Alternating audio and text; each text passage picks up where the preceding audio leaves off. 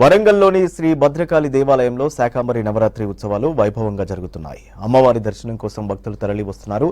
ఉదయం ఘనా క్రమం రూపంలో అమ్మవారు దర్శనమిస్తున్నారు. సాయంత్రం నీల పతాక క్రమంలో అమ్మవారి దర్శనమిస్తారు. ఆలయంలో శాకంబరి ఉత్సవాలకు సంబంధించి మరిన్ని డీటెయిల్స్ కృష్ణమోహన్ అందిస్తారు.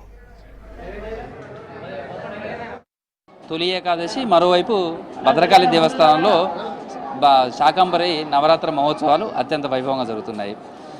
ఈరోజు అమ్మవారికి సంబంధించినటువంటి అలంకారం ఏముంటుంది, అమ్మవారికి ఈరోజు ఎలాంటి పూజలు చేయాలి, మరోవైపు తొలి ఏకాదశికి సంబంధించినటువంటి పర్వదినాన్ని ఏ విధంగా జరుపుకోవాలి మనం తెలుసుకునే ప్రయత్నం మనతోటి భద్రకాళి దేవస్థానం ప్రధాన అర్చకుడు శేషున్నారు. ఆయనతో మాట్లాడదాం.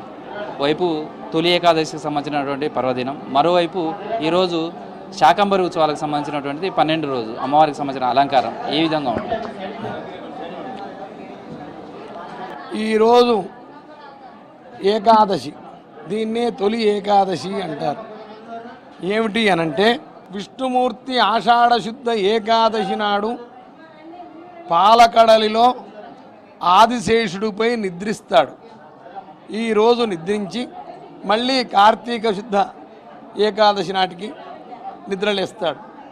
ఎవరైతే ఈ 2 సందర్భాలలో విష్ణువును ఆరాధిస్తారో వాళ్లకు సంవత్సరం మొత్తం శుభప్రదంగా ఉంటుంది. తెలిసి తెలియక చేసిన పాపములు నశించిపోతాయి, దారిద్ర్య బాధ తొలగిపోతుంది, సకల ఐశ్వర్యాలు వస్తాయి. అట్లాగే ఈ 4 నెలలు విష్ణుమూర్తి నిద్రించిన సమయంలో రాత్రి రూపా యథాదేవి యతోదేవి, రాత్రి రూపా యతోదేవి, దివారూప మహేశ్వర కదా. విష్ణుమూర్తికి ఈ 4 నెలలు రాత్రి నిద్రపోతాడు కదా. ఇప్పుడు ఈ అమ్మవారే విష్ణుమూర్తి యొక్క పరిపాలనా భారాన్ని అంతా స్వీకరించి జగత్తును రక్షిస్తుంది. కాబట్టి ఈరోజు అమ్మవారిని దర్శిస్తారు. మళ్ళీ అమ్మవారి యొక్క అస్త్రశక్తి కూడా విష్ణుమూర్తే కాబట్టి ఇక్కడికి వచ్చి అమ్మవారిని, ఆ సుదర్శనాన్ని, అమ్మవారిని దర్శించుకుంటారు. కాబట్టి 2 ఫలితములు, విష్ణుమూర్తిని దర్శించిన ఫలితం వస్తుంది, అమ్మవారిని దర్శించిన ఫలితం వస్తుంది. కాబట్టి ఈరోజు అమ్మవారి దేవాలయానికి బాగా వస్తారు. శాకంబరికి సంబంధించినటువంటి ఉత్సవాలు ఈరోజు ఏమి అలంకారానికి సంబంధించినటువంటి జరుగుతుంది, సాయంత్రం ఏ అలంకారం ఉంటుంది, ఈరోజు ఎలాంటి నియమ నిష్టలతోటి పూజా కార్యక్రమాలు చేయాల్సి ఉంటుంది భక్తులకు?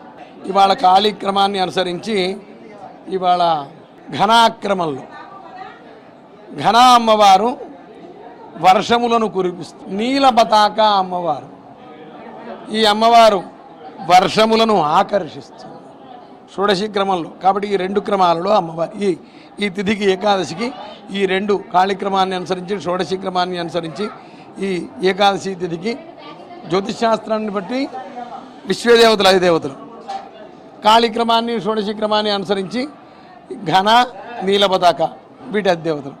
వీళ్ళ దర్శనం, వీళ్ళను ఆరాధించడం వల్ల మనకు సువృష్టి జరుగుతుంది, దేశం సుభిక్షమవుతుంది, తద్వారా లోక కళ్యాణం జరుగుతుంది. ఇది ఈరోజంతా కూడా తొలి ఏకాదశి కావడంతో ఇది వైష్ణవ దేవాలయాలతో పాటు ఇటు భద్రకాళి అమ్మవారి దేవస్థానంలో కూడా భక్తులతోటి కిటకిల్లాడుతుంది. ఉదయం నుంచే ప్రాతకాల పూజలంతరం కూడా అమ్మవారికి సంబంధించినటువంటి ప్రత్యేక అలంకారంతో దర్శనమిస్తున్నారు. తర్వాత వైష్ణవాలయంలో కూడా వెంకటేశ్వర స్వామి టెంపుల్స్లలో చూస్తే కూడా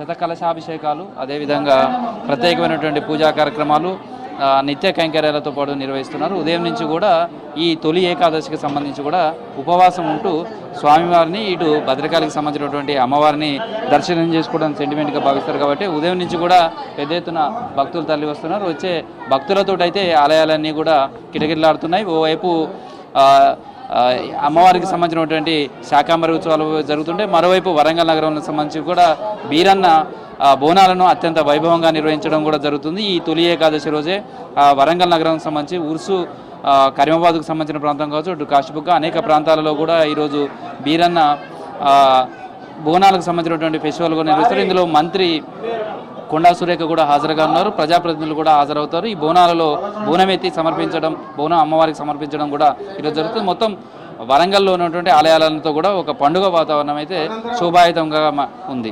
వీడియో జర్నలిస్ట్ క్రాంతి కుమార్తో కృష్ణమోహన్, V6 న్యూస్, భద్రకాళి దేవస్థానం నుంచి.